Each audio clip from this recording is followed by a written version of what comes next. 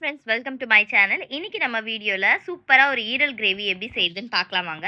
அதுக்கு ஃபஸ்ட்டு ஒரு 5 ஸ்பூன் அளவுக்கு ஆயில் சேர்த்துட்டு ஒரு பெரிய வெங்காயத்தை நல்லா பொடி பொடியாக சாப் பண்ணி சேர்த்துருக்கேன். அதுக்கு முன்னாடி ஒரு சின்ன துட்டு பட்டையும் சின்ன கிராமும் வாசனைக்காக சேர்த்துருக்கேன். அது பொரிஞ்சு வந்த உடனே அந்த ஒரு பெரிய வெங்காயம் ஃபுல்லாக பொடி பொடிசாக கட் பண்ணி வச்சுருக்கேன் இல்லைங்களா, அதை வந்து இதில் சேர்த்துட்டு இந்த மாதிரி பொன்னிறமாக வந்ததுக்கப்புறமா 2 டேபிள் ஸ்பூன் அளவுக்கு ஜிஞ்சர் கார்லிக் பேஸ்ட்டு சேர்த்துருக்கேன்.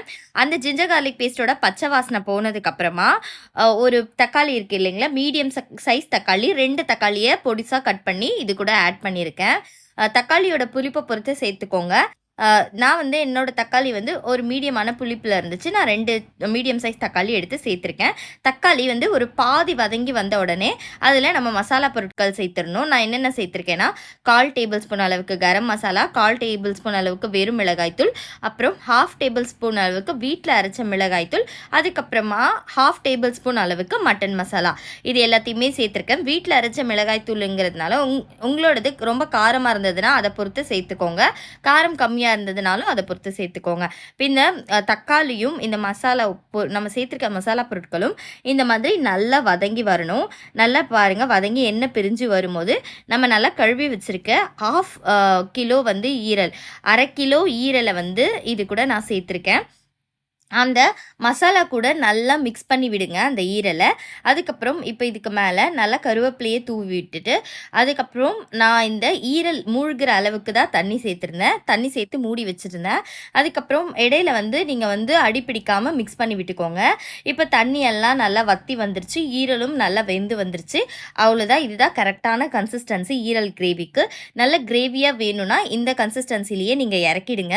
இல்லை நல்லா இன்னும் கொஞ்சம் அதை வந்து சுண்ட விட்டு லைட்டான கிரேவி இருந்தால் போதும். ஈரல் மட்டும் நம்ம தொட்டு சாப்பிட்ற மாதிரி அப்படின்னா நான் வந்து 1/4 டேபிள் ஸ்பூன் அளவுக்கு இப்போ பெப்பர் சேர்த்துருக்கேன். எனக்கு இந்த ஈரல் கிரேவி வந்து இன்னும் கொஞ்சம் திக்காய் வரணும்.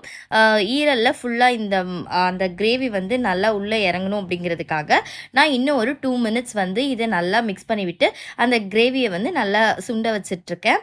இப்போது இந்த மாதிரி ஸ்டேஜில் வந்து நான் ஆஃப் பண்ணிட்டேன்.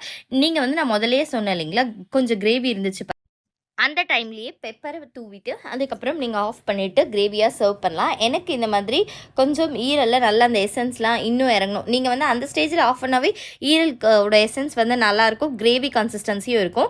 எனக்கு கொஞ்சம் ட்ரையாக வேணும் அப்படிங்கிறதுனால நான் இன்னும் கொஞ்சம் நேரம் இந்த கிரேவியை வந்து நல்லா வற்ற வச்சுட்டு அதுக்கப்புறமா ஆஃப் பண்ணி நான் சர்வ் பண்ணேன். இது வந்து நீங்கள் சாம்பார் கூட ரசத்து கூட வச்சு சாப்பிட்டா சூப்பராக இருக்கும். நார்மலாக வெறும் சாப்பாட்டில் இந்த ஈரலை வந்து பிசைஞ்சு சாப்பிட்டிங்கன்னா அந்த கிரேவி ஃபுல்லாக அந்த ஈரலில் வந்து ஒட்டியிருக்கும். அதுவே ரொம்ப சூப்பரான டேஸ்ட்டில் இருக்கும். கண்டிப்பாக நீங்களும் ட்ரை பண்ணி பார்த்துட்டு எப்படி இருக்குன்னு கமெண்ட்டில் சொல்லுங்கள். இதே மாதிரி நிறைய சூப்பரான வீடியோஸ் நம்ம சேனலில் இருக்குது, விசிட் பண்ணி பாருங்கள்.